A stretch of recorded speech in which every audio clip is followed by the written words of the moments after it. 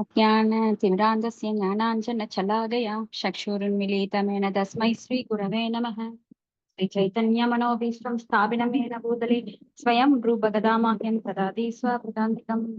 वन्देऽहं श्रीगुरो श्रीयुतपदाकमलं श्रीगुरून् वैष्णवां च श्रीरूपं साक्षाचितं सगणरघुनाथान्वितं तं सजीवं साद्वैतं सावधूतं परिजनसहितं कृष्णचैतन्यदेवं श्रीराधा कृष्णपादान् सगणललिता श्रीविशाखान्वितांस। हे कृष्णा करुणा सिन्धो दीनबन्धो जगत्पदे कोबेसकोभिः कान्द राधा कान्द नमोऽस्तुते। तप्त काञ्चन गौराङ्गी राधा वृन्दावनेश्वरी वृषभानुसुते देवी प्रणमामि हरिप्रिये। वाञ्छाकल्पतरुभ्यश्च कृपा चिन्तयेत् पतितानां पावनेभ्यो वैष्णवेभ्यो नमो नमः। श्रीकृष्ण चैतन्य प्रभु नित्यानंद श्री अद्वैत गदाधर श्रीवासादि गौरभक्तवृन्द। हरे कृष्णा कृष्णा कृष्णा हरे हरे, हरे राम राम राम हरे हरे। नारायणं नमस्कृत्यं नरं चैव नरोत्तमं देवीं सरस्वतीं व्यासं ततो जयमुदीरयेत्। नष्टप्रायेषु अभद्रेषु नित्यं बाहुदय सेवया भगवति उत्तम श्लोके भक्तिर्भवति नैष्टिकी। मुखं करोति वाचालं पुंगुं लङ्घाय देगिरं यत्कृपातमहं वन्दे गुरुं दीनतारिणं परमानन्दं माधवं श्रीचैतन्य ईश्वरम्। ओम नमो भगवते वासुदेवाय। ओम नमो भगवते वासुदेवाय। ओम नमो भगवते वासुदेवाय। His Divine Grace Bhaktivedanta Swami Srila Prabhupada की जय। हरे कृष्ण हरे कृष्ण। 25வது அத்தியாயம் எத்தனாவது பதம் மாதாஜி? பதம் 43 மாதாஜி. ஓகேங்க மாதாஜி. 43வது ஸ்லோகம். ஞான வைராக்ய யுக்தேன பக்தி யோகேன யோகினः க்ஷேமாய பாதமூலம் மே பிரவிச்சந்தி பூதோபயம். ஹரே கிருஷ்ணா. ஹரே கிருஷ்ணா. மொழிபெயர்ப்பு. தெய்வீக அறிவும் துறவும் நிரம்பிய யோகிகள் அவர்களின் நிலையான நன்மைக்காக பக்தி தொண்டில் ஈடுபட்டு உன் தாமரை பாதங்களை சரணடைகிறார்கள். மேலும் பகவான் ஆதலால் அவர்கள் பயமின்றி கடவுளின் அரசில் நுழைய இயலுகின்றனர். பொருளுரை. இந்த மண்ணுலகிலிருந்து விடுபட்டு வீடு பேற்றுக்கு மீண்டும் போக பகவானிடம் செல்ல உண்மையில் விரும்பும் ஒருவர். ஹரே கிருஷ்ணா. பகவானிடம் செல்ல உண்மையில் விரும்பும் ஒருவர் உண்மையில் அறிவார்ந்த யோகி ஆவார். இங்கு தெளிவாக பயன்படுத்தப்படும் சொற்கள் யுக்தேன யோகேன என்பதாகும். பக்தி தொண்டில் ஈடுபட்டுள்ள அந்த யோகிகள் முதல் தர யோகிகள் ஆவர்.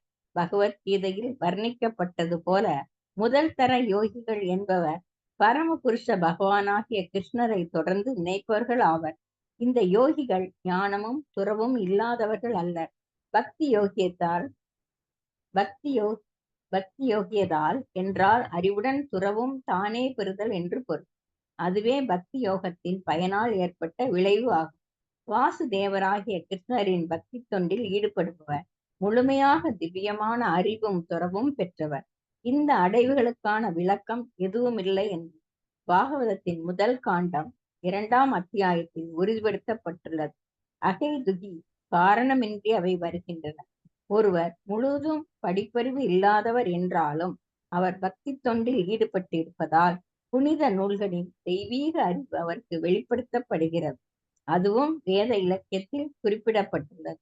பரமபுருஷ பகவானிடமும் ஆன்மீக குருவிடம் முழு நம்பிக்கை வைப்பவருக்கு வேத இலக்கியத்தின் எல்லா உட்பொருளும் வெளிப்படுத்தப்படுகின்றது. அவர் தனியாக தேட வேண்டியது. பக்தி தொண்டில் ஈடுபட்டுள்ள யோகிகள் அறிவிலும் துறவிலும் நிறைந்தவர். அறிவிலும் துறைவிலும் குறைவு இருந்தால் ஒருவர் முழுமையான பக்தி தொண்டில் இல்லை என்பது புரிந்து கொள்ளப்பட வேண்டும். முடிவு என்னவென்றால், ஒருவர் பகவானின் தாமரை பாதங்களில் சரணடைந்தால் அன்றி அவர் பகவானின் அருவமான பிரம்ம ஜோதியாகிய ஒளியில் அல்லது பிரம்மனின் ஒளியில் உள்ள வைகுந்த கோள்களுக்குள் ஆன்மீக ஆட்சியில் நுழைவது உறுதியாக இயலாது. சரணடைந்த ஆத்மாக்கள் அகுதோ பய என்று அழைக்கப்படுகின்றன. அவை சந்தேகம் பயம் இல்லாதவை. எனவே ஆன்மீக ஆட்சியில் அவற்றின் நுழைவு உறுதியானது. ஹரே கிருஷ்ணா. தேங்க்யூ மத்தாஜி. ஹரே கிருஷ்ணா. தேங்க்யூ மாதாஜி. தூய பக்தி தொண்டு செய்யறவங்க எப்பவுமே நிலையான நன்மைக்காக டெம்பரரி ரிசல்ட் எல்லாம் நாம இங்க பாக்குறோம். பௌதிகவாதிகள் என்ன பண்ணுவாங்கன்னா, இன்னைக்கு கிடைச்சா போறோம், நாளைக்கு என்ன, நாளைக்கு பாத்துக்கலாம் அப்படிம்பாங்க. ஆனா தெய்வீக அறிவும் துறவும் நிரம்பிய யோகிகள், அதனாலதான் பகவத்கீதையில பகவான் சொல்றார், யோகினாம் அபி சர்வேசாம் மத் கதேனானந்தாத்மனா ஸ்ரத்தவான் பஜதே யோமாம் சமோ யுக்த அப்படின்னு சொல்றார். இப்ப யோகிகளில் மிகச்சிறந்த யோகியார் அப்படின்னா எப்பொழுதும் பகவானை நினைத்து கொண்டிருப்பவர்கள்.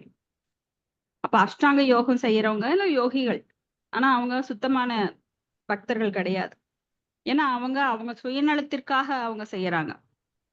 ஆனா இங்க பக்தர்கள் எல்லாரையும் பக்தர்களாக்க வேண்டும். அதே போல அவரும் எப்பவுமே பகவானை பற்றி, ஏன்னா பகவானுடைய விருப்பம் எல்லா உயிர்களுக்கும் எல்லா ஜீவாத்மக்களையும் பகவான்கிட்ட கொண்டு சேர்ப்பதுதான் ஒரு பக்தனோட வேலை.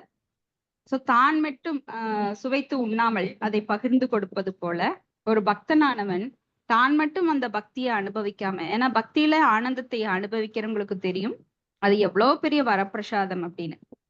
நம்ம எல்லாருமே சாதாரண பக்தி லெவல்ல இருந்து இப்ப மிக உயர்ந்த கிருஷ்ண பக்திக்கு வந்திருக்கோம். அப்ப சாதாரண பக்தியில நம்மளுக்கு என்ன கிடைச்சது அப்படின்னா, இன்பம் துன்பம் என்ற இருமைகள் இருந்தது.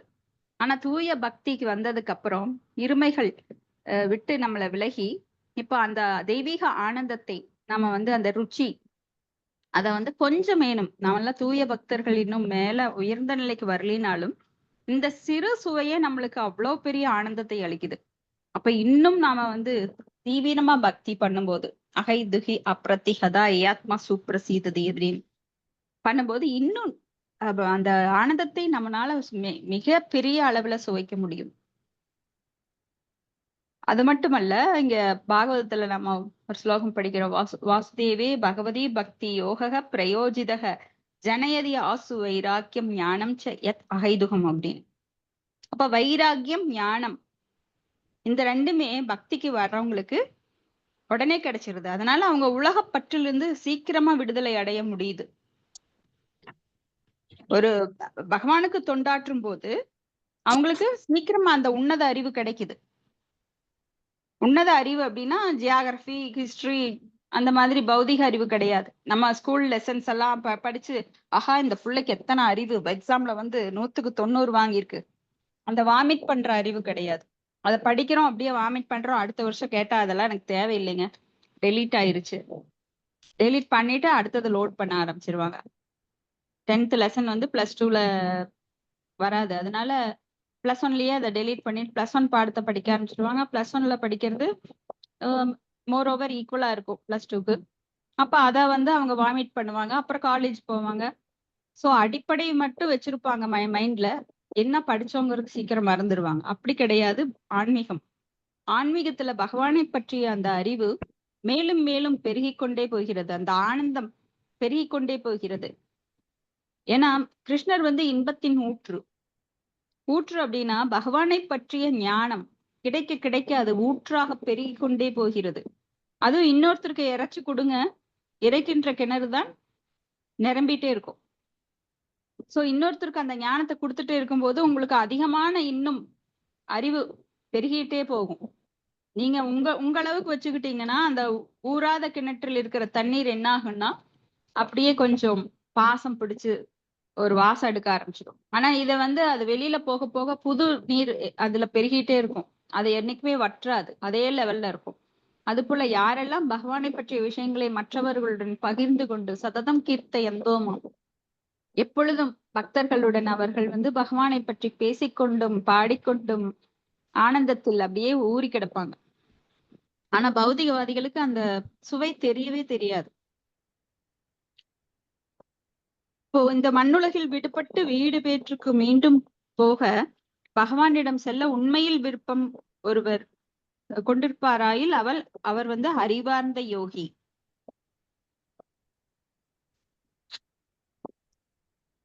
இப்போ 43ல சொல்லப்பட்டிருக்கு, அந்த சில பிரபுபாதர் அதுல பொருளரே காரணமின்றி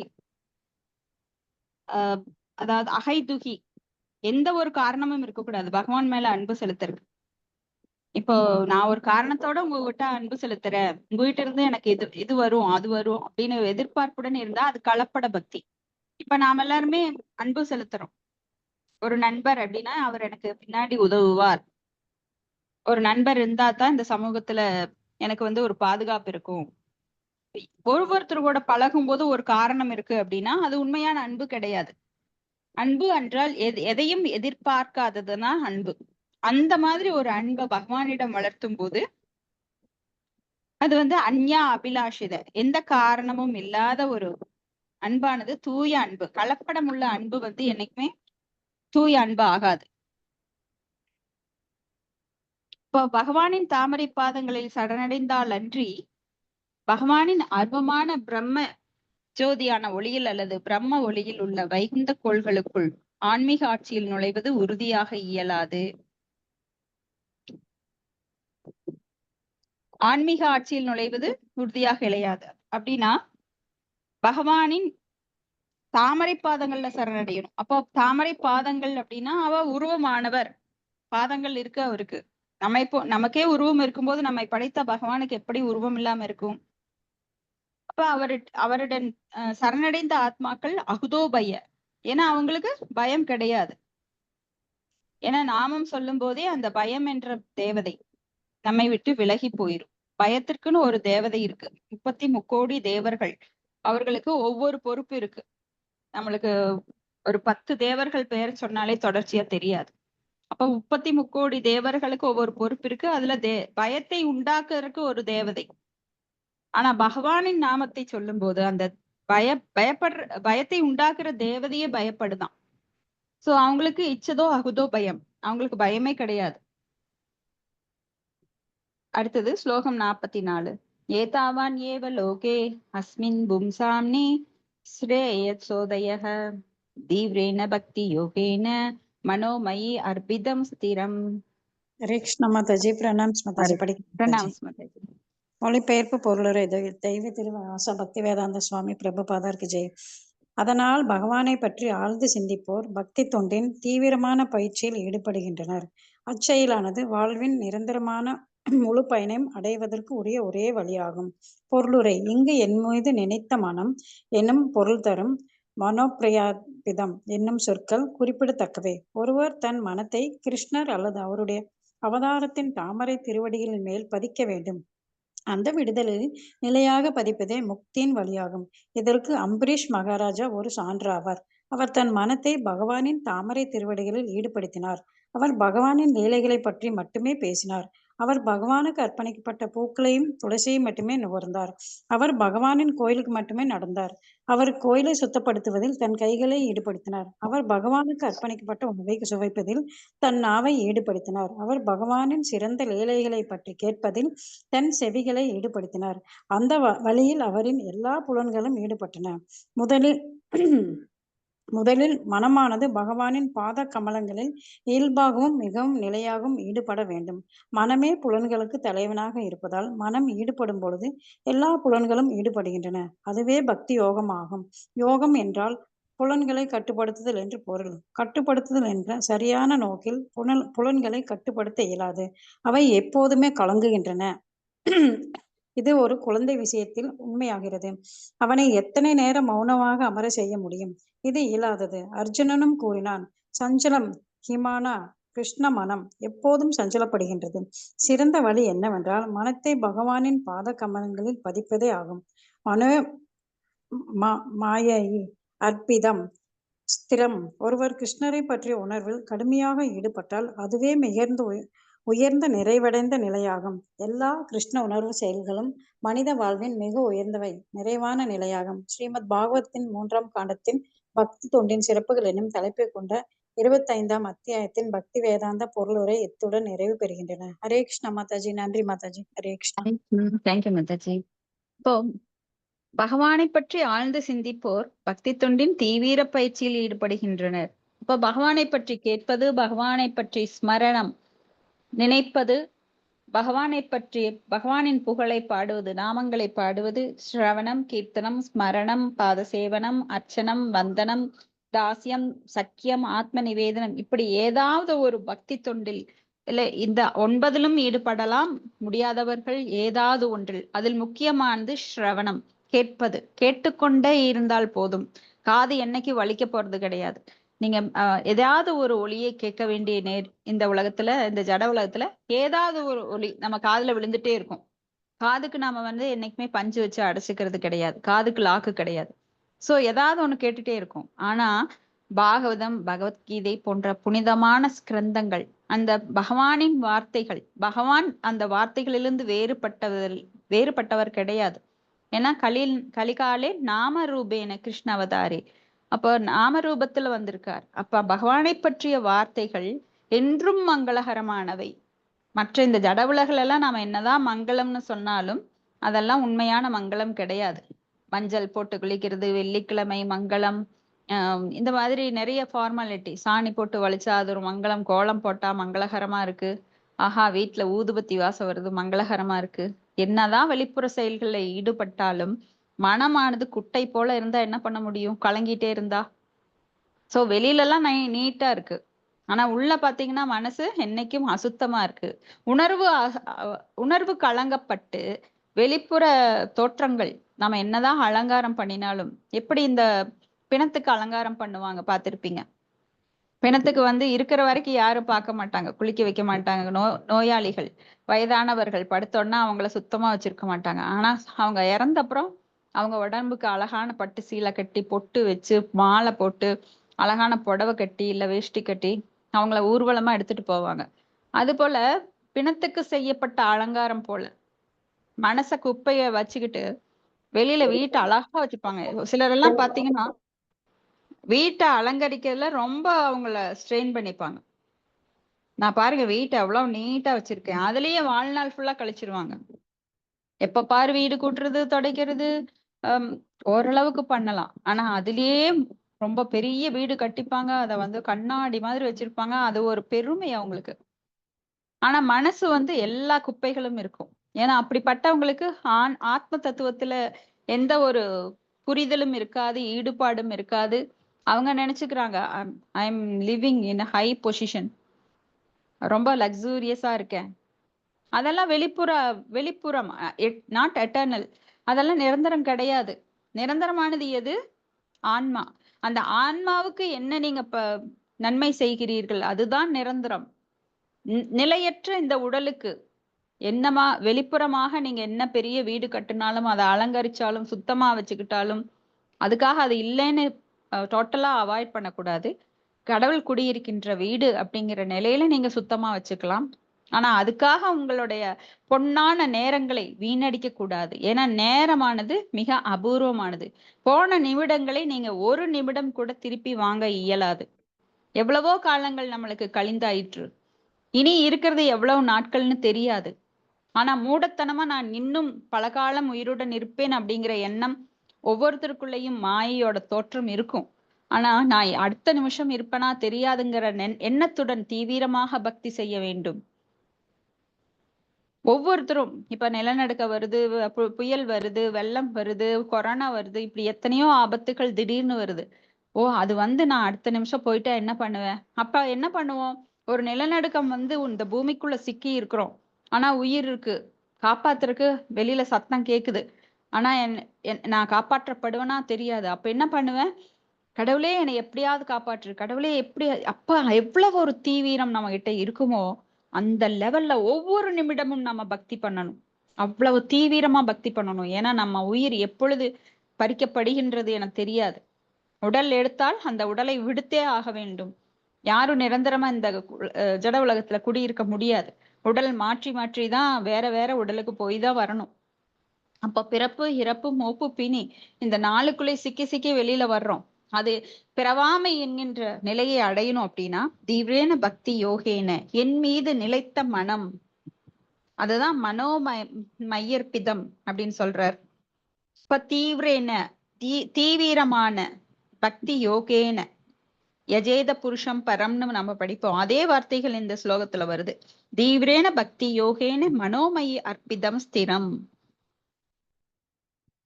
அப்ப இங்க வந்து சஞ்சலம் ஹி மனகிருஷ்ண பிரமாதி பலவத்திரிடம் அப்படின்னு அர்ஜுனன் சொல்றார்.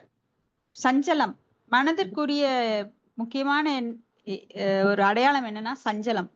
அது எப்பவும் வந்து குழம்பிட்டே இருக்கும். ஆனா தூய பக்தர்கள் குழம்புவது இல்லை. ஏன்னா அவங்களுக்கு எல்லாமே இந்த சூட்சுமமான விஷயங்கள் தெரியும். நாமெல்லாம் புற விஷயங்கள், ஸ்தூல விஷயங்கள்ல அதிகமான ஈடுபாடு, அதனால குழப்பங்கள். ஆனா சூட்சுமமான விஷயங்கள் புரிந்தவர்கள் அதிகமா குழம்ப மாட்டாங்க. ஏன்னா அந்த ஜடக்கண்ணால ஜடப்பொருட்களை மட்டும்தான் பார்க்க முடியும். அதை மட்டும்தான் நாம தவறான பார்வையில புரிஞ்சுக்கவும் முடியும். உண்மையான பார்வையில் இல்லை. ஏன்னா அதெல்லாம் அழியக்கூடியவை. ஆனா ஸ்தூலமான விஷயங்கள், ஷட்டில் திங்ஸ் என்னன்னா, இந்த ஆத்மாவானது நிரந்தரமானது. இதற்கும் பின்னால் யார் இருக்கிறார், இதை யார் இயக்குகின்றார்கள், இந்த ஆத்மா எங்கிருந்து வந்தது, இந்த ஆத்மாவோட உண்மை நிலை என்ன, இதையெல்லாம் பற்றி அறிந்தவர்கள் ஞானிகள் என்றும் குழப்பம் அடைவதில்லை. அவங்க ஸ்திட பிரக்ஞா அப்படிங்கிற ஒரு நிலையில இருக்கிறாங்க. அதனால தேகினோ அஸ்மின் யதா தேகே கௌமாரம் யவனம் ஜரா ததா தேகாந்திர பிராப்பில் தீரஸ்தத்திர நமுகியதி. அவங்கதான் தீரர்கள். ஏன்னா இந்த நிலைமைக்கு அவங்க வருந்துறதே கிடையாது. இளமை, குழந்தை பருவம், முதுமை அப்படின்னு மாறி மாறி இந்த உலகில நடந்துட்டு தான் இருக்கும். அப்ப அது போல மனம் எப்பொழுதும் சஞ்சலப்படுகின்றது. யாருக்கு? இந்த ஆத்ம தத்துவத்தை அறியாதவர்களுக்கு. அப்போ அர்ஜுனன் சொல்றார் பகவான்கிட்ட, நான் போர் புரிய மாட்டேன், எனக்கு வந்து சஞ்சலமா இருக்கு, எனக்கு பாவம் வந்துடும். எனது முன்னோர்கள் வந்து எப்படி நான் அவங்களெல்லாம் என்ன தாத்தா பிதாமகர் பீஷ்மரை நான் எப்படி கொல்லுவேன், என்னோட ஆச்சாரியர் என்னோட குருவை நான் எப்படி கொல்லுவேன், நீங்க உங்க தாத்தாவை கொல்லுவீங்களா அப்படின்னு எல்லாம் எதிர்த்து பகவான்கிட்ட கேள்வி கேட்கிறார். அப்போ இதை எஸ்கேப் பண்றதுக்காக பகவான் சொல்ற அந்த சட்டத்திலிருந்து இது அவர் வந்து எஸ்கேப் பண்றதுக்காக பல ரீசன் சொல்றார். எப்படி நான் அவங்கள கொல்லுவேன், நான் எனக்கு பாவம் வந்துரும், இல்லை எல்லாரும் போனப்புறம் எனக்கு அந்த பெருமை இருந்து என்ன பண்றது, ஏன்னா எல்லாரும் இருந்தாதான் என்னோட பெருமையை அவங்க பார்க்க முடியும். நானே போர்ல எல்லாத்தையும் கொன்னுடுறேன், அப்ப நான் வெற்றி பெற்று என்ன பிரயோஜனம்? இந்த மாதிரி பலவிதமா யோசிக்கிறார். அதையெல்லாம் சுயநலம்.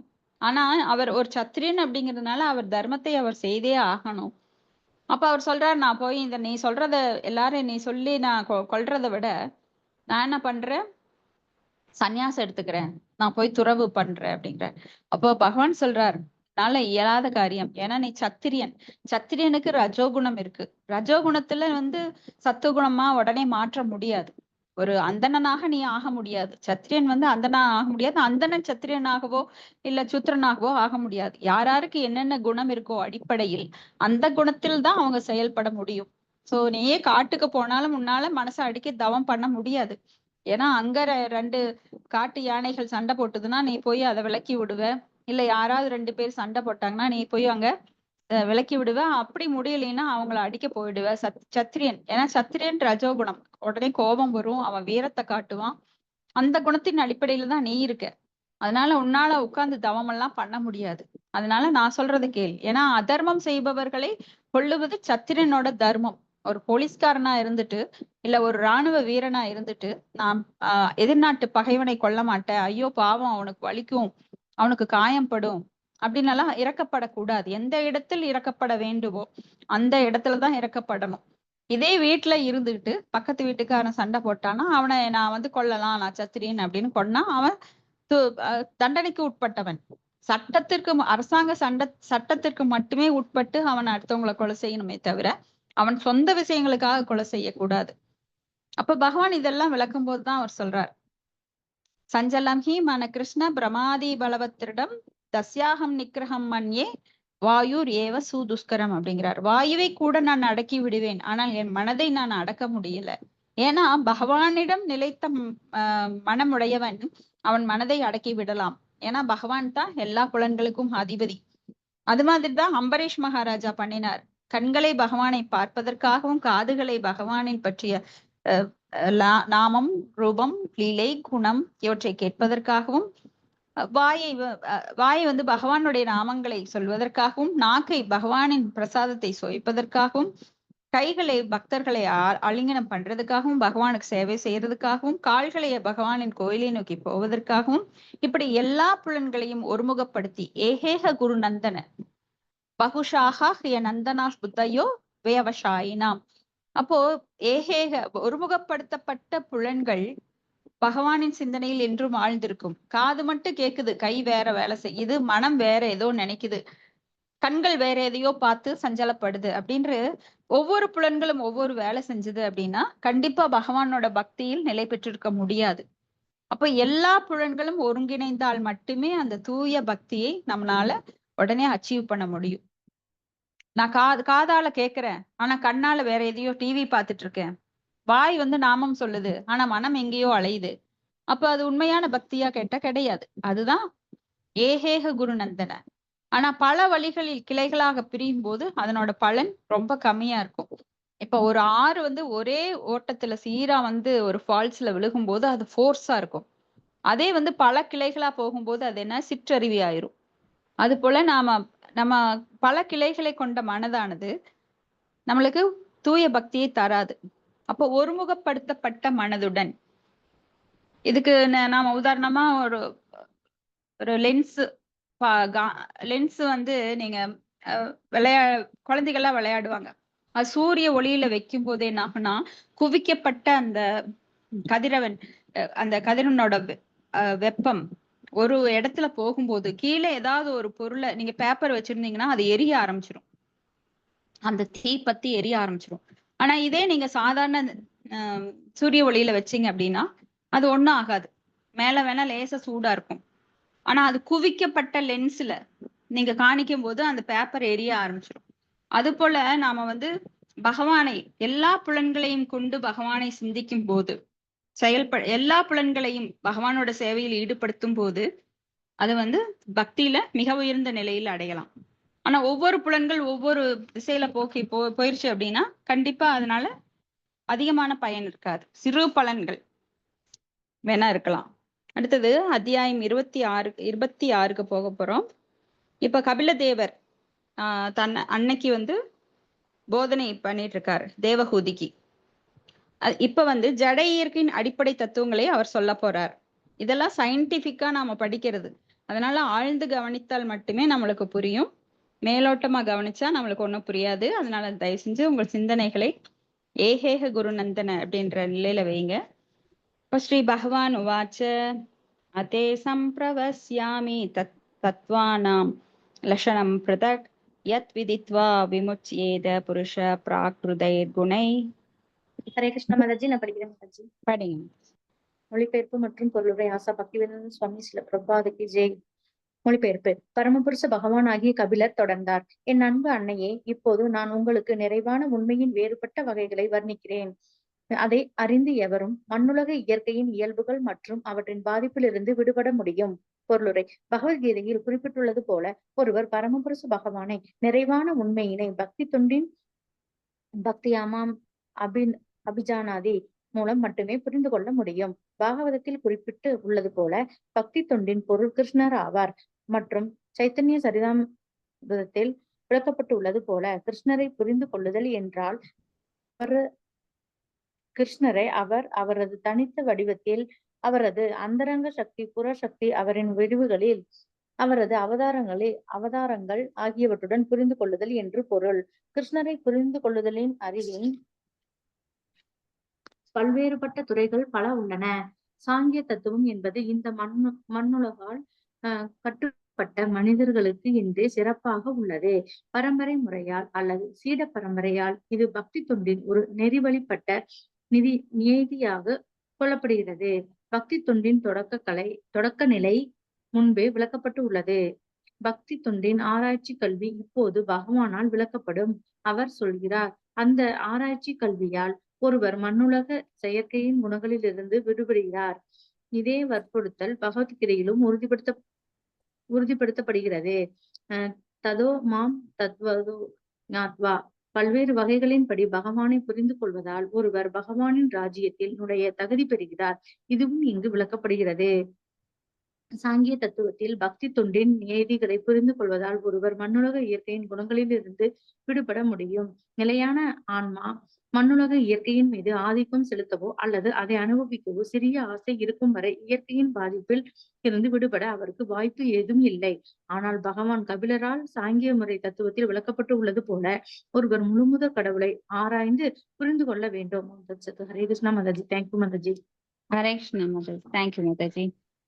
இப்போ இங்க கபிலதேவர் தன் அன்னையான தேவகூதிக்கு இன்னும் அந்த அடிப்படை இயற்கை தத்துவங்கள், ஏன்னா இதுல வந்து ஒரே ஷார்ட்ல நாம வந்து ஒரு சப்ஜெக்ட் தான் அவ்வளவுதான் படிச்சு முடிச்சா ஒரு டிகிரி கிடைச்சிரும் அப்படின்றது கிடையாது. இதுல வந்து பல துறைகள் இருக்கு. பகவானை பற்றிய ஆராய்ச்சியிலேயே பல துறைகள் இருக்கு. எப்படி பகவானுடைய அந்தரங்க சக்தி செயல்படுகிறது, அவரது புறசக்தியால் எதை படைத்திருக்கிறார், அவரது நடுத்தர சக்திகள் என்ன, இப்படி பலவற்றை நாம புரிந்து கொள்ள வேண்டும். அதனாலதான் அவர் சொல்றார், பகவானை புரிந்து கொள்ள பக்தி தொண்டில் ஈடுபட்டால் மட்டுமே முடியும். பக்தியானாம் அபிஜானாதி யாவான் யாசாஸ்மி தத்வதஹ ததோமாம் தியக்த்வோ நாத்வா விசதே தத் அனந்தரம்.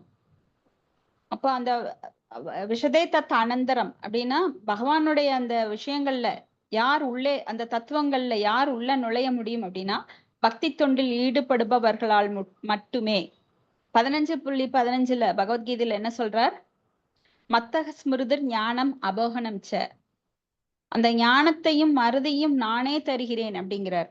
இப்போ பௌதிக வாழ்வுல கூட நிறைய பேரு பௌதிக படிப்புகளை படிக்கிறாங்க. MBBS, டாக்டரேட், என்ஜினியரிங் டிகிரி, அந்த மாதிரி நிறைய படிக்கிறாங்க. அவங்களுக்கு அந்த ஒரு பௌதிக ஞானத்தை தர்றது யாருன்னா உள்ள இருக்கிற பரமாத்மா தான். அவங்கவுங்க திறமையில நாம செயல்படுறோம்னு ஒரு மமதை எல்லாருக்கும் உண்டாகுது. ஆனா அது தவறானது. அது மாயினால் உண்டாக்கப்படுவது. ஏன்னா பகவான் அவங்கவுங்க கர்ம வினைக்கு ஏற்ப உள்ள இருந்து பரமாத்மா அந்த அறிவை மத்தக ஸ்மிருதர் ஞானம் அபோகனம் ச. ஒரு சயின்டிஸ்ட் கூட நினைப்பான், ஏன்னா அவன் மாயையால் அபகரிக்கப்பட்ட ஞானத்தினால், மாயா அபகிருத ஞானா ஆசூரம் பாவம் ஆசிரிதம், அந்த அசுரத்தனமான எண்ணம் அவங்ககிட்ட உருவாகுது. ஏன்னா சயின்டிஸ்ட் எல்லாம் நினைக்கிறாங்க நாங்க கண்டுபிடிக்கிறது தான் உண்மை. எவ்வளவோ துறைகள் இருக்கு இந்த உலகத்துல, இன்னும் கண்டுபிடிக்கப்பட முடியாத பல மர்மங்கள் இந்த உலகில நிறைந்திருக்கு. ஏன்னா பகவானுடைய படைப்புகள் எல்லையற்றவை, எண்ணற்றவை. அப்போ அவரது சிறு படைப்பே, அவர் என்ன சொல்றார்? இதெல்லாம் என்னுடைய சிறு அம்சம் அப்படிங்கிறார். இந்த படைப்புகள் எல்லாம் மம தேஜோ அம்ச சம்பவ அப்படிங்கிறார். என்னுடைய சிறு படைப்பு அப்படிங்கிறார் பகவத்கீதையில. ஆனா அந்த சிறு படைப்புல ஒரு சிறிய பொருளை கண்டுபிடிச்சதுக்கே அவங்களுக்கு அவ்வளவு ஒரு மமதை. நாங்க தான் கண்டுபிடிக்கிறோம், இது இப்படி உண்டாயிற்று, அப்படி உண்டாயிற்று, இந்த உலகமானது வெடிப்பினால் உருவானது, பல கிரகங்கள் ஒன்றுடன் ஒன்று மோதி அந்த வெடிப்பினால் இந்த பூமி உருவாக்கப்பட்டது. ஏன்னா அவங்களுக்கு அதுக்கு மேல ஒண்ணும் தெரியாது. சிறு கண்கள், இந்த சிறு கண்கள் பௌதிக கண்களை கொண்டு, குறையுடைய பார்வையை கொண்டு நம்மால பாக்குறது எல்லாமே தவறாக புரிந்து கொண்டு அதற்கு ஒரு விளக்கத்தை தந்து மக்களை அவங்க அந்த மாயோட பிடியில ஏற்கனவே இருக்கிற மக்களை மறுபடியும் குழப்புறாங்க. ஏன்னா இன்றைய மக்கள் என்ன நினைக்கிறாங்கன்னா, ஆராய்ச்சியால் மட்டுமே எல்லாவற்றையும் நான் வந்து நம்புவேன். அப்போ உலகத்துல எத்தனை கோடி பொருட்கள், எத்தனை மில்லியன் பொருட்கள் இருக்கு, எல்லாத்தையும் நீ ஆராய்ச்சி செஞ்சு உன்னால படிச்சு முடிக்க முடியுமா, இல்ல தெரிஞ்சுக்க முடியுமா? ஏன்னா நம்மளுக்கு வாழ்நாள் பத்தாது. இருக்கிற வாழ்நாள்ல ஒரு டிகிரி படிக்கிறக்கே, ஒரு டாக்டரேட் வாங்குறேன்ற பேர்ல அவங்க அறகுறையா படிக்கிறக்கே தங்களோட வாழ்நாள்ல 3/4 பகுதியை முடிச்சிடுறாங்க. அதுக்கப்புறம் அதை வச்சு சம்பாதிக்கிறாங்க. அப்போ உலகத்துல எவ்வளவோ டிபார்ட்மெண்ட், எவ்வளவோ விஷயங்கள், இன்னும் கண்டுபிடிக்கப்பட முடியாத பல அற்புதங்கள். ஏன்னா மக்கள் வந்து இந்த ராமர் பாலம் அப்படிங்கிறத மேல சேட்டலைட் மூலமா போட்டோ எடுத்து அதை யூடியூப்ல எல்லாம் வந்த அப்புறம் உண்மை அப்படின்னு கொஞ்சம் பேர் நம்புறாங்க.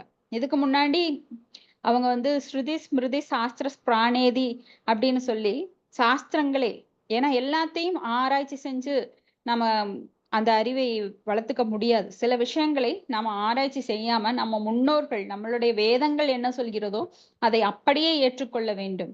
ஏன்னா வேதம் சொல்லியிருக்கு சாணம், இப்ப மலம் என்பது நாம தொட்டா நம்ம உடனே சுத்தம் செஞ்சு குளிக்கணும். ஆனா இங்க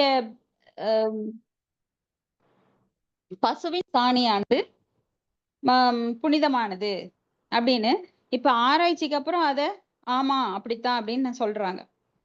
ஆனா அது சாஸ்திரத்தில் முன்னாடியே சொல்லப்பட்டிருக்கு. சோ இது வந்து அனுமானமோ பிரத்யக்ஷ பிரமாணமோ நம்மளுக்கு உதவாது.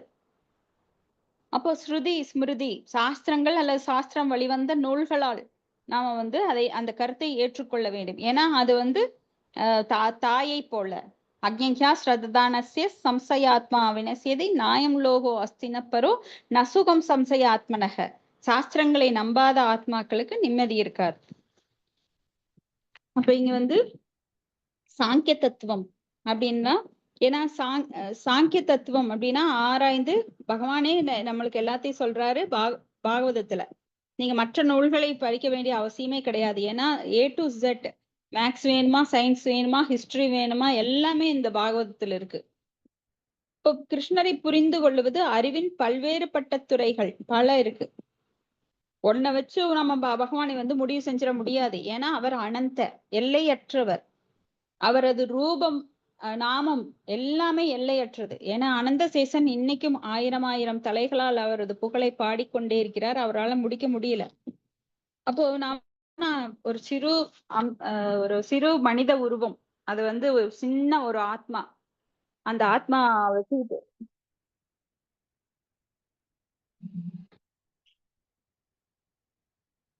ஹரே கிருஷ்ணா. அப்போ ததோமாம் தியக்த்வோ நாத்வா, பகவானை புரிந்து கொள்வதால் ஒருவர் பகவானின் ராஜ்யத்தில் நுழையும் தகுதி பெறுகிறார். சாங்கிய தத்துவத்தில் பக்தி தொண்டின் நியதிகளை புரிந்து கொள்வதால் ஒருவர் மண்ணுலக இயற்கையின் குணங்களிலிருந்து விடுபட முடியும். இப்ப சாங்கிய தத்துவத்தில் பக்தி தொண்டின் நியதிகளை புரிந்து கொள்வதால் ஏன் பகவானுக்கு அன்பு தொண்டாற்ற வேண்டும் அப்படிங்கிறத புரிஞ்சுக்கிட்டோம் அப்படின்னா, நாம மண்ணுலக இயற்கை குணங்களிலிருந்து, மண்ணுலக இயற்கை குணங்கிறது என்ன? ஹரே கிருஷ்ணா. மூன்று குணங்களும் முக்குணம். மண்ணுலக இயற்கை குணங்கள்னா 3 குணங்கள், சத்துவகுணம், ரஜோகுணம், தமோகுணம். அப்போ இதுல மண்ணுலக இயற்கையின் மீது ஆதிக்கம் செலுத்தவோ அதை அனுபவிக்கவோ சிறிது ஆசை இருக்கும் வரை இயற்கையின் பாதிப்பிலிருந்து விடுபட வாய்ப்பு ஏதும் இல்லை. ஏன்னா ஆசைதான் துன்பத்திற்கு காரணம். ஒரு சிறு ஆசை இருக்கும் போது கூட நாம மரணம் அடைகிற நேரம் வந்தது அப்படின்னா, இப்போ நிறைய பேர் வந்து மரணம் அடையும் போது எனக்கு ஒரு ஆடு சாப்பிடணும், கோழி சாப்பிடணும், சிக்கன் சாப்பிடணும் அப்படின்னு, மட்டன் சாப்பிடணுன்ற ஆசையை சொல்லுவாங்க. அப்போ அடுத்த ஜென்மம் அவங்களுக்கு எப்படி அமைங்கிறது நம்ம சொல்லவே வேண்டியதில்லை. எதை நினைக்கிறார்களோ அதுவாகவே அவர்கள் மாறுகிறார்கள். அப்போ நம்ம வந்து எம் வாபி ஸ்மரன் பாவம், அந்த ஸ்மரன் எப்படி இருக்கிறதோ அது போலவே அடுத்த ஜென்மம் நம்மளுக்கு கிடைக்குது. சோ அந்த இறக்கும் நேரம் என்பது ஃபைனல் எக்ஸாம். அந்த நேரத்துலதான் நாம் செய்த பக்தியினோட பலன் நம்மளுக்கு கிடைக்கும். யாரெல்லாம் எவ்வளவு தூரம் பக்தி செஞ்சாங்களோ அப்ப இறக்கும் போது பகவான் அவர்கள் முன் தானாகவே தோன்றுகிறார். மரணத்தின் பிடியில் இருக்கும்போது 1000 தேள் கொட்டுகின்ற வழி வலிக்கும். அப்ப பகவானை சிந்திக்க முடியுமானா ரொம்ப அரிதாக இருக்கும். அது ரொம்ப அரிதாக தான் சிலருக்கு சிந்திக்க முடியும். ஏன்னா அவங்க அவ்வளவு தீவிரமா பக்தி பண்ணியிருப்பாங்க. ஆனா நிறைய பக்தி பண்ணியிருப்பாங்க, ஆனா அந்த சமயம் அவங்களுக்கு வராது. ஏன்னா வலியோட வேதனை தான் பெருசா இருக்கும். இதை நாம அனுபவத்துல உணரலாம். நம்மளுடைய உடல்நிலை சரியில்லை, வலி ஜாஸ்தியா இருக்கும்போது பகவானை பற்றி நினைக்கிறது ரொம்ப அரிதா இருக்கும். ஆனா பகவான் சொல்றார், அந்த மாதிரி இருக்கிறவங்களுக்கு நானே அவர்கள் முன் நின்று காட்சி தருகிறேன் அப்படின்னு. ஏன்னா நான் அவ்வளவு நன்றி கெட்டவன் அல்ல அப்படின்னு மகாலட்சுமிகிட்ட சொல்றார். தாயார் மகாலட்சுமி கேக்குறாங்க. அவர் வராக அவதாரத்தின் போது பூமி பிராட்டியை மேல தூக்கிட்டு வந்துடுறார். கர்ப்போதக கடல்ல அசுரன் ஒளிச்சு வச்சிடறான் ஹிரண்யாக்ஷன். அதுல இருந்து அவங்கள விடுவிச்சு வெளியில எடுத்துட்டு வராங்க. அப்பா அழுகுறாங்க. நான் தான் உன்னை வெளியில எடுத்துட்டு வந்துட்டேனே, எதுக்காக அழுகுற? என்ன காப்பாத்திட்டீங்க, ஆனா என்னோட மக்கள் எத்தனையோ கோடான கோடி பேர் ரொம்ப கஷ்டப்பட்டுட்டு இருக்காங்க அறியாமையினால.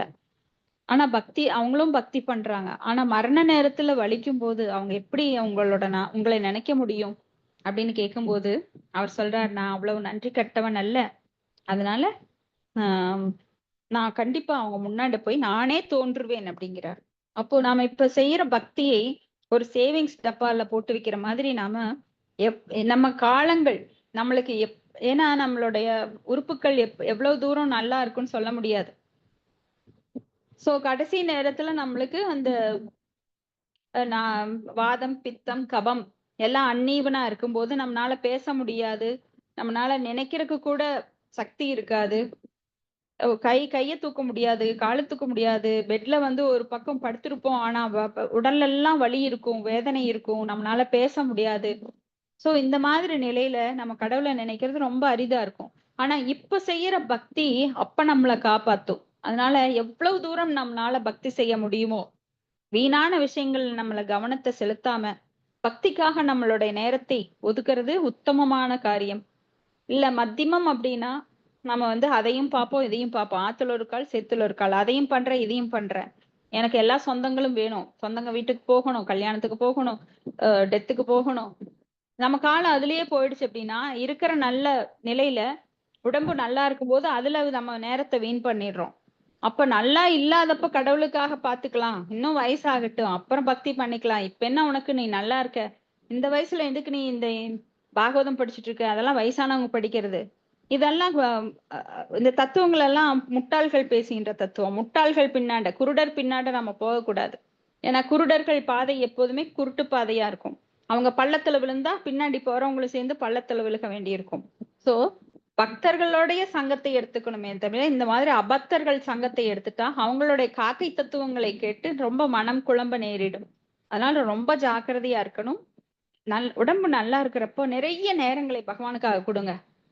அப்போ உடம்பு சரியில்லாதப்போ, ஏன்னா நம்ம கர்ம வினை பூர்வ ஜென்ம கிருதம் பாவம் வியாதி ரூபேன ஜாயதே அப்படின்னு வியாதி எப்ப வேணா வரலாம் நம்மளுடைய பூர்வ கர்மாக்கு தகுந்த மாதிரி.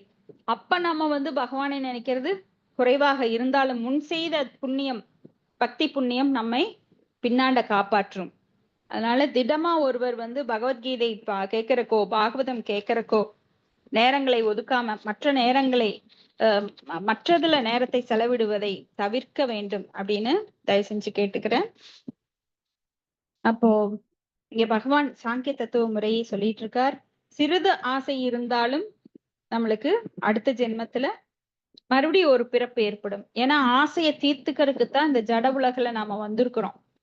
ஆனா பற்றற்று இருக்க வேண்டும். தாமரை இலை போல, எப்படி தாமரை இலையில எப்படி தண்ணீர் ஒட்டாதோ அது போல ஆசையை விடுத்திருக்கும் போதுதான் நம்மளுக்கு பிறவாமை வரும். ஆசை ஒரு சிறு ஆசை இருந்தால் கூட அதுக்காக மறு ஜென்மம் இருக்கு நம்மளுக்கு. ஏன்னா பகவான் அந்த ஆசைகளை பூர்த்தி செய்வதற்காகவே இந்த ஜட உலகை படைத்துள்ளார். சோ ஒரு டாக்டர் ஆகணும், நான் ஒரு ஃபாரின் போகணும், நான் ஒரு இன்ஜினியர் ஆகணும், நான் வந்து அந்த பூவை தலையில வச்சுக்கணும், ஒரு சின்ன ஆசை, ஒரு குண்டு மணி அளவு ஆசை இருந்தா கூட அதுக்காக நாம பிறப்பு எடுக்கணும். எவ்வளவு பெரிய தண்டனை பாருங்க. அதுக்காக 9 மாசம் அந்த கருவறையில சிக்கி தவிச்சு மூச்சு முட்டி அந்த கருவறையில இருக்கிறது எவ்வளவு கொடுமைன்னு நம்ம பகவத்கீதையிலேயே படிச்சிருக்கிறோம். அது மட்டுமல்ல, பிறந்த அப்புறம் மட்டும் இன்பம் அனுபவிக்கிறோமா, அப்புறம் துன்பம் துன்பம் துன்பம், இறக்கும் வரை துன்பம். ஆனா சிறு சிறு ஆசைகளை வச்சுக்கிட்டு அதை நிறைவேறும் போது பெரிய இன்பமா நினைச்சு அந்த மாயைக்குள்ள போய் நம்ம அதுல சிக்கிக்கிறோம். அப்போ சில பிரபுபாதர் ஒரு தடவை கார்ல டிராவல் பண்ணிட்டு இருந்தாங்க ஒரு மலை பிரதேசத்துல, ஊட்டி கொடைக்கானல் அந்த மாதிரி. அப்போ அவர் வந்து பின்னாடி உட்காந்துட்டு இருந்தார். டிரைவர் கிட்ட உட்காந்துருக்கிற ஒரு பக்தர் சொன்னார், ஆஹா எவ்வளவு அழகான இயற்கை, ரம்யமா இருக்கு, இந்த மரங்களும் பனி மூட்டமும் இந்த குளிர்ச்சி உடம்புக்கு இதமா இருக்கு அப்படின்னு ஆனந்தமா சொல்லிட்டு வந்தார். அப்ப சில பிரபுபாதர் தன்னோட கைத்தடியை வச்சு தலையில ஒரு போடு போட்டார். எதுக்கு நீ இவ்வளவு இதா இதுக்குள்ள போற, மாயைக்குள்ள போற, இந்த இயற்கை இவ்வளவு ரசிக்கிறியே, அப்போ இந்த ஆசை வந்து உனக்கு மனசுல இருக்கும், அப்ப அடுத்த ஜென்மம் இங்க வந்து பிறந்துருவ. அது மனுஷனா பிறப்பேன்னு சொல்ல முடியாது, நீ செய்த கருமாக்கு ஏற்ப பல உடல்கள்ல அந்த மலை பிரதேசங்கள்ல நீ வந்து பிறந்துட்டீன்னா என்ன பண்றது, ஆசையே வேண்டாம் நான் சொல்லி கொடுத்துட்டு இருக்கேன், நீ மறுபடியும் ஆசைப்படுறேன்னு ஒரு தட்டு தட்டினார்.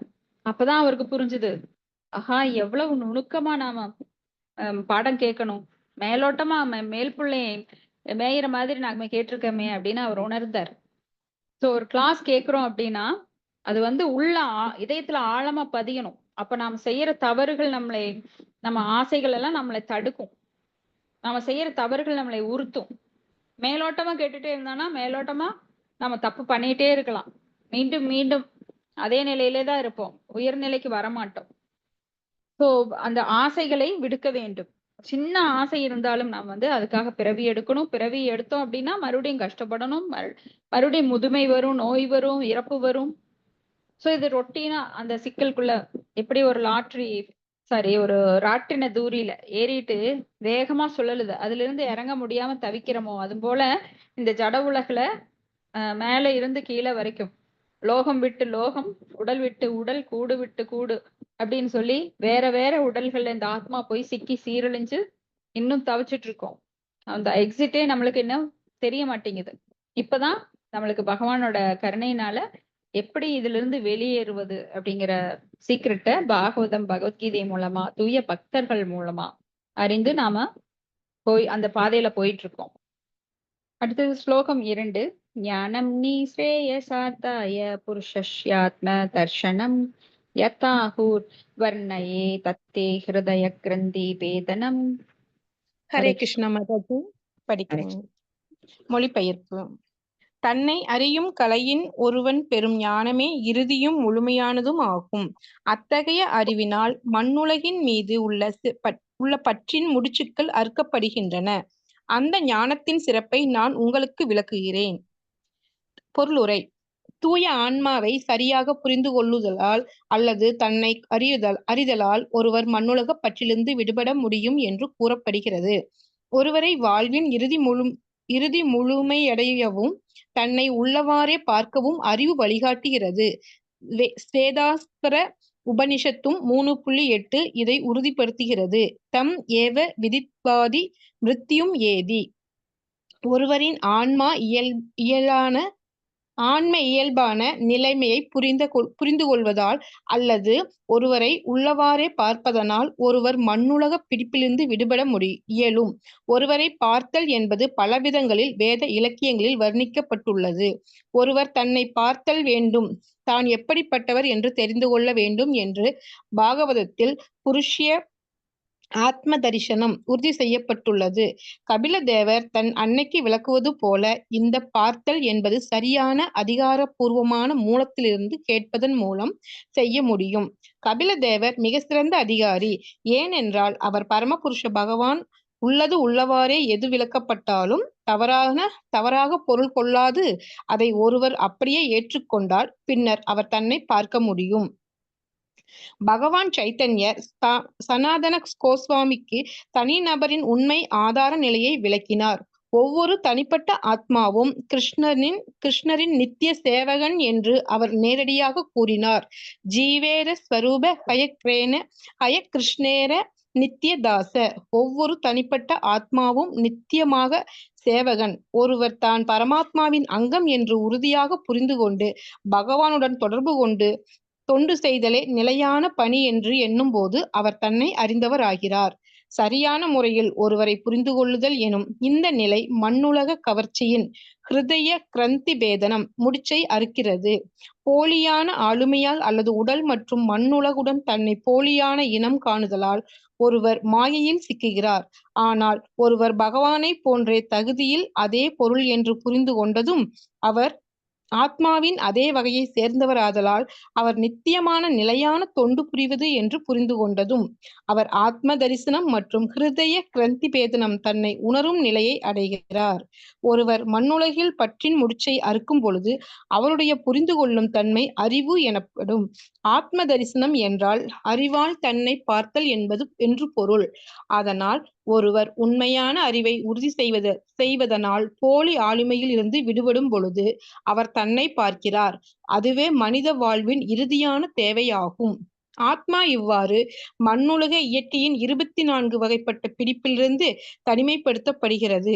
சாங்கிய என்று அழைக்கப்படும் முறையான தத்துவ முறையின் ஈடுபாடு அறிவு என்றும் தன்னை உணர்தல் என்றும் அழைக்கப்படுகிறது. ஹரே கிருஷ்ணாங் மாதாஜி. நன்றிங் மாதாஜி. ஹரே கிருஷ்ணா. தேங்க்யூ மாதாஜி. அப்போ ஒருவர் தன்னை புரிந்து கொள்ளுதல் அப்படின்னா என்ன? தான் உடல் அல்ல ஆத்மா என புரிந்து கொள்ளுதல். அதுதான் செல்ஃப் ரியலைசேஷன் அப்படின்னு தன்னை உணர்தல் அப்படின்னு சொல்லப்படுது. அப்ப இது ஒரு கலை. ஒருவன் பெரும் ஞானமே இறுதியும் முழுமையானதுமாகும். அப்ப ஞானம் அப்படிங்கிறது இல்லை அப்படின்னா ஒருவர் தன்னை புரிந்து கொள்ளவே முடியாது. இந்த ஞானம் எங்கிருந்து கிடைக்கும்? பக்தர்களோட சங்கத்துல மட்டும்தான் கிடைக்கும். அபக்தர்களோட இருக்கும் வரைக்கும், பௌதிகவாதியாக இருக்கும் வரைக்கும் அதை பத்தி நம்ம உணர்ந்துக்கவே முடியாது. ஏன்னா இந்த பௌதிகவாதிகள் உடல் என்ற எண்ணத்திலேயே ஓடிட்டு இருக்காங்க. இப்போ ஒரு பெண் நினைக்கிறா, நான் பெண், ஒரு மனைவி, நான் ஒரு மாணவி, இப்படி ஸ்டேஜ் பை ஸ்டேஜ் அவ வந்து வாழ்நாள் இறக்குற வரைக்கும் அவ வந்து தன்னை தவறாக ஒரு புரிந்துணர்வுடன் உடல் என்கின்ற எண்ணத்துல கண்ணாடியில பார்த்தா அவ எப்படி தெரியவா, ஒரு பெண்ணோட அமைப்புல. சோ அவ தன்னை ஆத்மாவா பார்த்ததே கிடையாது. ஒரு ஆண் என்ன நினைக்கிறான், நான் ஒரு ஆண், அடக்கி ஆள்பவன், நான் புருஷன். புருஷன் அப்படின்னா அனுபவிப்பவன். ஒரு பெண்ணை அவன் தான் அனுபவிப்பான். சோ அவன் நினைச்சுக்கிறான், நான் அதிகாரத்திற்கு உட்பட்டவன், என் பேர் இது, என்னோட நிலைமை, நான் ஒரு அரசியல்வாதி, சோ இத்தனை பேரை நான் கட்டுப்படுத்துவேன், எனக்கு இவ்வளவு செல்வம் இருக்கு, இவ்வளவு புகழ் இருக்கு. இதுதான் அவன் தன்னை அடையாளப்படுத்தி கொள்வது. அவன் நினைப்பான், நான் தமிழன், நான் வந்து ஒரு ஒரு வட்டத்துக்குள்ள வரும்போது நான் இந்த குலத்தை சேர்ந்தவன், நான் இந்த ஜாதியை சார்ந்தவன். தன்னை அடையாளப்படுத்தி கொள்வது இந்த ஜட உலக அடையாளங்கள் மட்டும்தான். ஆனா இதெல்லாம் ஒரு நாடக மேடையில ஒரு நடிகனுக்கு, இப்ப ஒரு சாதாரண நாமளே போறோம், உனக்கு வந்து ராணி வேஷம், உனக்கு ராஜா வேஷம், சோ அதுக்கு தகுந்த மாதிரி அவங்க சட்டையை மாத்திக்குவாங்க. அதனால உண்மையான ராஜா ஆக போறது கிடையாது, உண்மையான ராணி ஆக போறது கிடையாது. ஒரு நாடகம், அதை விட்டு வெளியில வந்தோடனே அவங்களோட உண்மையான நிலை வெளிப்படுது.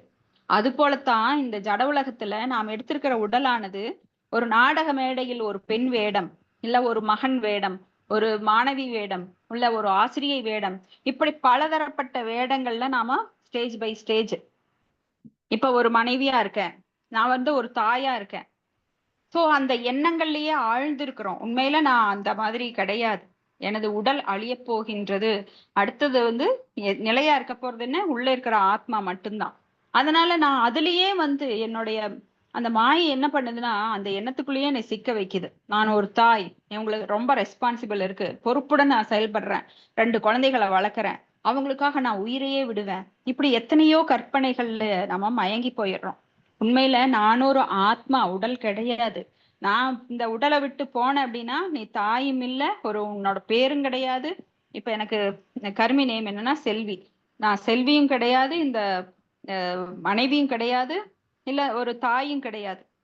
அந்த ஆத்மா வந்து உடலை விட்டு வெளியேறினோன்னு அதுக்கு ஆண் வேடமோ பெண் வேடமே கிடையாது, ஒரு ஆத்மா. சோ அந்த ஆத்மா தான் எடுத்த உடல்ல என்னென்ன காரியங்கள் செஞ்சிருக்கோ அதற்கேற்ப இன்னொரு உடல்ல புகுது. ஆனா உண்மையான நிலை என்ன, நான் ஒரு ஆத்மா. ஆனா அந்த ஆத்மாவோட நித்தியமான நிலை என்ன, ஜீவேர சுரூபகய கிருஷ்ணேர நித்திய தாச, பகவானுக்கு சேவை செய்யக்கூடிய நிலைமைதான் உண்மையான என்னோட ஸ்வரூப நிலை. ஆனா அதை விட்டு மயங்கி நான் இந்த நாடகத்திலேயே ஆழ்ந்திருக்கிறதுனால எனக்கு மறுபடியும் நாடகத்துல நடிக்க ஒரு வாய்ப்பு பகவான் மறுபிறவி கொடுக்கிறார். அதுல நான் என்ன எண்ணங்களை வச்சிருந்தனோ, ஆசைகளை வச்சிருந்தனோ, அதற்கு தகுந்த உடலை மறுபடியும் எனக்கு பொருத்துகிறார். மறுபடியும் நான் அந்த வேஷத்துல நடிக்கிறேன். இப்படி பல ஜென்மங்களா நான் நடிச்சு நடிச்சு நடிச்சு இன்னும் களைப்படையாம இங்க விட்டு இந்த ஜட உலக துன்பத்தை விட்டு போக ஆசைப்படாம இருக்கும்போது, ஏதோ ஒரு ஜென்மத்துல எதுக்குடா நாம இப்படி சீரழிகிறோம் அப்படின்னு ஒரு எண்ணம் வரும்போது, பகவத்கீதை, பாகவதம், பக்தர்கள் சங்கம் எல்லாம் கிடைக்கும் போது அதுல இருந்து எனக்கு அந்த எண்ணங்கள்ல இருந்து நான் விடுபட ஆரம்பிக்கிறேன். நான் உண்மையா மனைவி கிடையாது, நான் ஆத்மா. இந்த மனைவிங்கிற பொசிஷன் கடமையை மட்டும் செய்யணும், ஆனா அதுக்காக நான் அதுல பற்று கொண்டிருக்க கூடாது, அதுல இருந்து என்னை விடுவித்து கொள்ள வேண்டும். சோ என் கடமை செய்ய மட்டுமே எனக்கு அதிகாரம் உள்ளது. கர்மனா அதிகாரஸ்தே மா அப்படின்னு சொல்லி பகவத்கீதையில சொல்றாரு இல்லையா. அப்போ கடமைகளை மட்டும் செய்து கொண்டு நான் இந்த உடல்ல இருந்து விடுபட, 9 வாயில் கொண்ட குடிலிலே இந்த ஆத்மா சிக்கி இருக்கின்றது, அந்த ஆத்மாவை விடுவிக்க கூடியதே என்னோட முதல் கடமை அப்படின்னு புரிந்து செயல்படணும். அப்போ பகவான் சைத்தன்யர் வந்து சனாதன கோஸ்வாமிக்கு தனி நபரின் உண்மை ஆதார நிலையை இப்படி சொல்றார். ஜீவேன சுரூபகாய கிருஷ்ணேர நித்யதாஸ். அப்போ ஹிருதய கிரந்தி பேதனம், அப்ப இந்த மண்ணுலக கவர்ச்சியின் முடிச்சை அவிழ்க்கின்றது. ஹிருதய கிரந்தி அப்படிங்கிறது ஒரு முக்கியமான வார்த்தை, பாகவதத்துல இது நிறைய பேசப்படுது. ஹிருதய கிரந்தி அப்படின்னா நாம அந்த பிடிப்பு, அந்த எப்படி ஒரு ஆணானவன் முதல்ல வந்து தனியா இருக்கும்போது, அவன் பிரம்மச்சையா இருக்கும்போது அவனுக்கு எந்த தேவைகளும் கிடையாது. ஆனா ஒரு மனைவி அப்படிங்கிற ஒருத்தைய தேர்ந்தெடுக்கும் போது அந்த ஹிருதய கிரந்தி இதயத்தில் ஒரு முடிச்சு உண்டாக்கப்படுது. என்ன? இது என் குடும்பம், இது என் மனைவி, இது என் குழந்தை, இவங்களுக்காக பாடுபடணும். சோ வீடு வேணும், நாலு சுவர் வேணும், அப்புறம் அதுக்குள்ள பொருட்கள் வேணும். அப்போ மேல மேல அவனுக்கு பொறுப்புகள் கூடிட்டே இருக்கு. ஏன்னா அவன் அந்த ஹிருதய கிரந்தி இருதயத்துல முடிச்சு ஆண் பெண் அப்படிங்கிற கவர்ச்சி இருக்கு பாருங்க, அது இந்த ஹிருதய கிரந்திக்கு அதிகமா அந்த முடிச்சுக்கள், பல முடிச்சுக்கள் மேல மேல மேல ஒருத்தன் சாகர வரைக்கும் பொறுப்புகளை வேணும்னே அவன் எடுத்துக்கிறான். இவங்களை காப்பாத்தணும், அவங்கள காப்பாத்தணும், அதை பண்ணணும், இதை பண்ணணும், தொழிலை பார்க்கணும், பிசினஸ் லாபத்தை சம்பாதிக்கணும், இப்படியே முடிச்சுக்கள் போடப்பட்டு ஏன்னா அவன் எவ்வளவு தூர ஜட சிக்கல்கள்ல முட்டி மோதி அனுபவிக்கணும்னு ஆசைப்படுறானோ அந்த அளவுக்கு முடிச்சுக்கள் பெருகிட்டே போகுது. அந்த முடிச்சுக்கள் அவிழ்க்கணும்னா பல ஜென்மம் ஆகும். ஆனா பக்தி தொண்டு பண்ணும்போது அந்த முடிச்சுக்கள் தானாக அறுபடுகின்றது. பௌதிக பற்றிலிருந்து ஒருவன் விடுபட வேண்டும் என்றால் பக்தி தொண்டு பண்ணும்போது அவன் ஞானம் வைராக்கியம் அது கிடைக்குது. வாசுதேவி பகவதி பக்தி யோக பிரயோஜித ஞான வைராக்கியம் அகைதுகம் அப்படின்னு இப்ப படிச்சோம் இல்லைங்களா? அந்த மாதிரி ஞானம் வைராக்கியம் வரும்போது அவன் பௌதிக பற்றின் முடிச்சிலிருந்து அவன் அப்படியே படிப்படியா விடுபடுறான். ஏன்னா அந்த முடிச்சுக்கள் ரொம்பவும் ஆழமானது, ரொம்ப சிக்கலானது. இந்த முடிச்சுக்களை எல்லாம் நம்மளால அவிழ்க்கவே முடியாது. ஏன்னா நம்மளுக்கு பார்வை குறைபாடு இருக்கு, நம்மளுக்கு நேத்து என்ன நடந்ததுன்னே தெரியாது. அப்ப பல கோடி ஜென்மமா என்ன பாவங்கள் செய்தோ, எத்தனை முடிச்சுக்கள் இருக்கு, அதை எப்படி அவிழ்க்கிறது ஒன்னும் புரிப்படாது. நம்ம எவ்வளவுதான் தவம் பண்ணாலும் அது முடியாது. ஆனா பகவானுக்கு பக்தி தொண்டு செய்யும் போது தானாக அந்த முடிச்சுல இருந்து நாம விடுபடுறோம். பாவத்தை எப்படி நாம பாவத்தை முழுதாக இது பண்ண முடியும்? பகவான் சொல்றார், சர்வ தர்மான் பரிதச்ச மாம் ஏகம் சரணம் பிரஜ. என்னை மட்டும் சரணி. மாம் ஏக, மாம் அப்படின்னா என்னை மட்டும். அவர் தேவர்களை சரணடை, உன்னோட பாவங்களை எல்லாம் இது பண்றேன்னு சொல்லல. சோ என்னை மட்டும் சரணடை. ஏன்னா பகவான் தான் பரமபுருஷர், ஈஸ்வர பரம கிருஷ்ண சச்சித்தானந்த விக்கிரக. சோ அவரை மட்டும் சரணடைவதால் நாம் பாவத்தின் முடிச்சுக்களில் இருந்து விடுபடுகின்றோம். இந்த ஸ்லோகம் 3. அநாதிராத்மா புருஷோ நிர்குணஹ கிருதே பர பிரத்யக்தாமா ஸ்வயம் யோதிர் விச்வம் ஏன சமன்விதம். ஹரி கிருஷ்ணா. நான் படிக்கிறேன். மொழிபெயர்ப்பு. பரமபுருஷ பகவானே பரமாத்மா. அவருக்கு தொடக்கம் இல்லை. அவர் இயற்கையின் திடக்குணங்களுக்கு கடந்த தெய்வீகமானவர். இந்த திட உலகின் இருப்பிற்கு அப்பாற்பட்டவர். அவர் எங்கும் உணரக்கூடியவர். ஏனென்றால் அவர் தானாக ஒளிர்பவர். அவருடைய தானே ஒளிரும் ஒளியால் அனைத்து படைப்பும் பாதுகாக்கப்படுகின்றன. பொருளுரை. பரமபுருஷ பகவான் தொடக்கம் இல்லாதவராக வர்ணிக்கப்படுகிறார். அவர் புருஷர், பரம சேதன புருஷர் என்றால் தனி ஒருவர் என்று பொருள். நமது தற்போதைய அனுபவத்தில் தனி ஒருவர் பற்றி நினைக்கும் பொழுது அந்த நபருக்கு ஒரு தொடக்கம் உண்டு. இதன் பொருள் என்னவென்றால் அவர் பிறப்பு எடுத்திருக்கிறார். அவர் வாழ்வின் தொடக்கத்திலிருந்து ஒரு வரலாறு இருக்கிறது என்பதாகும். ஆனால் பகவான் இங்கு அனாதி, தொடக்கம் இல்லாதவர் என்று சிறப்பாக குறிப்பிடப்படுகிறார். நாம் எல்லா நபர்களையும் சோதித்தால் ஒவ்வொருவருக்கும் ஒரு தொடக்கம் உண்டு என அறியலாம்.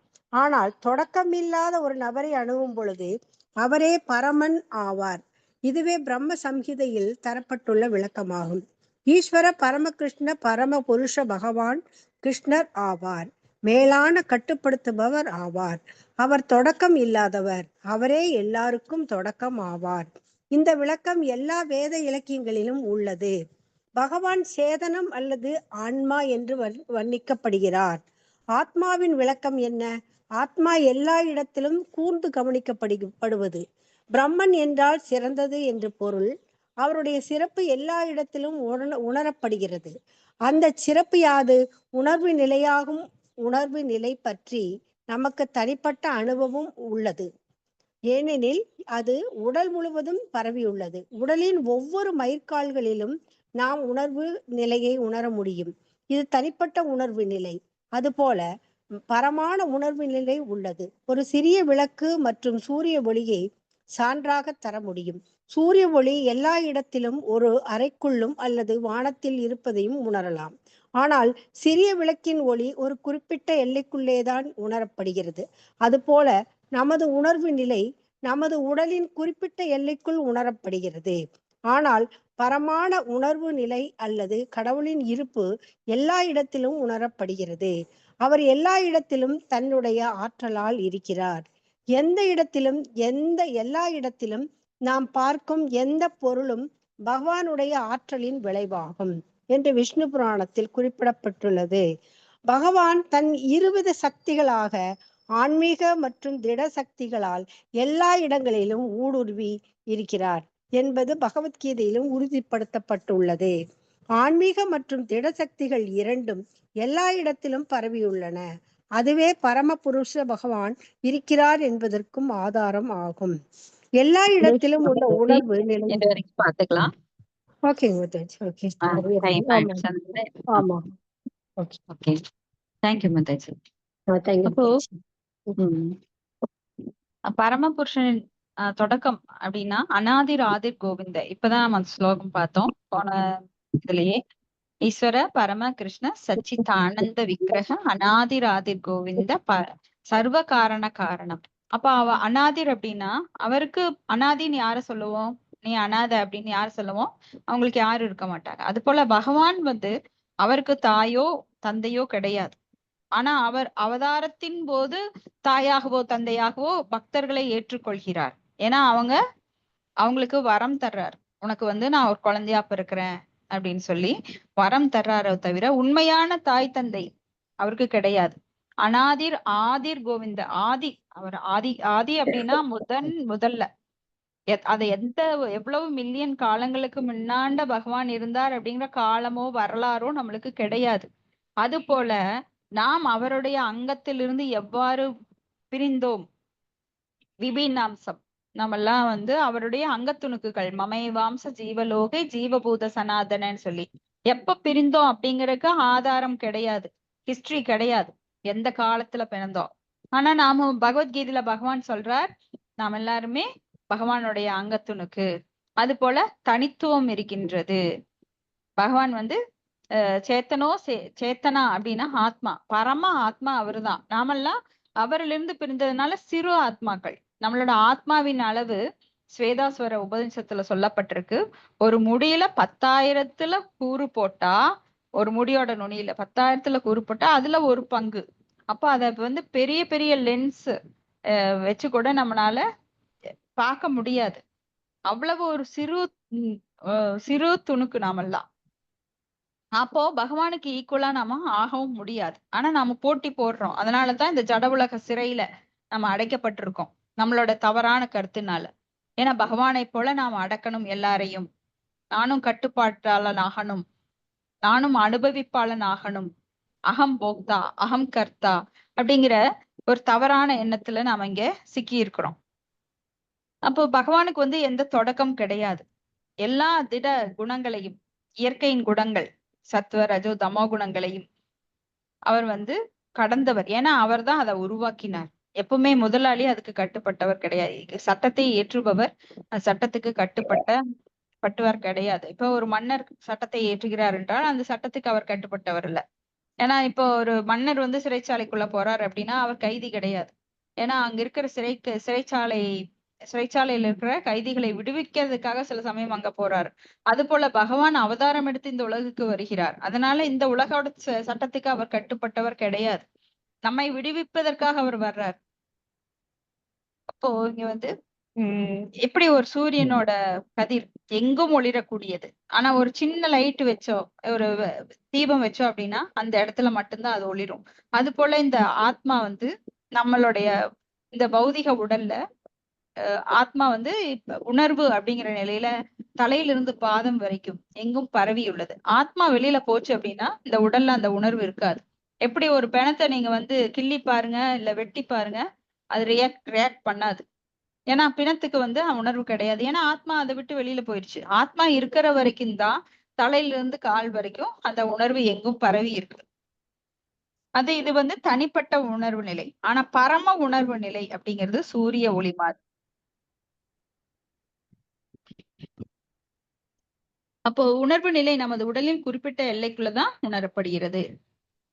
கடவுளோட உணர்வு நிலை எல்லா நிலையிலும் இருக்கு. நாம இப்போ புருஷ அவதாரத்துல கர்ப்போதக சாயி விஷ்ணு எவ்வாறு இந்த அண்டத்துல எல்லா இடத்திலும் அவர் புகுந்திருக்கிறார், சர்வகதா அப்படின்னு எல்லா ஆத்மாக்களிலும் அவர் நிறைந்திருக்கிறார்.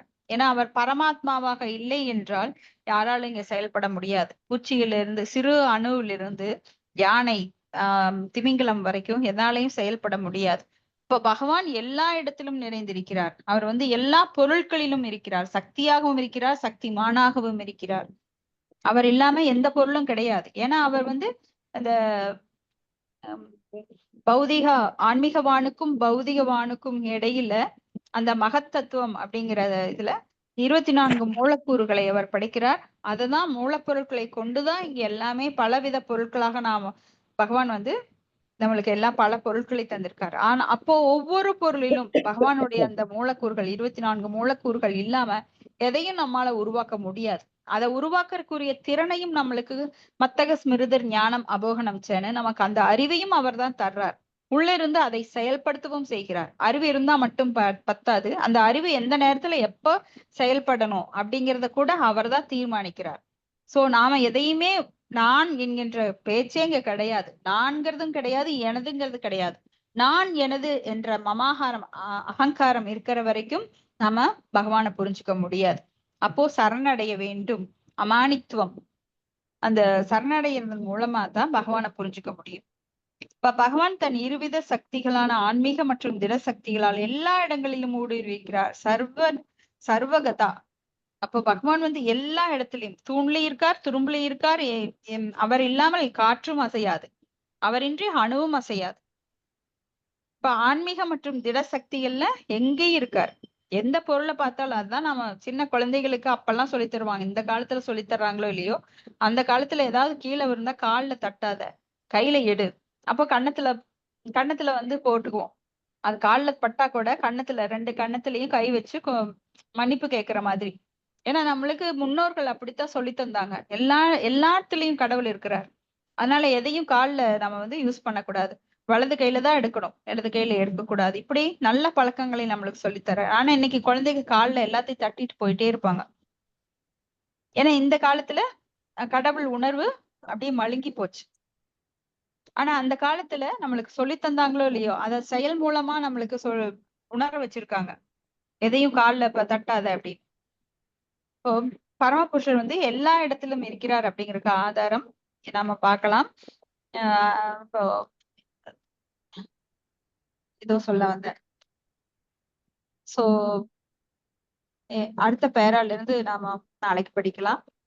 ஹரே கிருஷ்ணா. ரொம்ப நன்றி எல்லாரும் பொறுமையா இருந்ததுக்கு. உங்களுக்கு ஏதாவது கருத்துக்கள் அல்லது சந்தேகம் இருந்தா விவாதிக்கலாம். ஹரே கிருஷ்ணா. ஹரே கிருஷ்ணா மாதாஜி. மாதாஜி, நீங்க போன பதத்துல சொன்னீங்க இல்லைங்க மாதாஜி, இந்த இருதய முடிச்சுக்கள், பௌதிக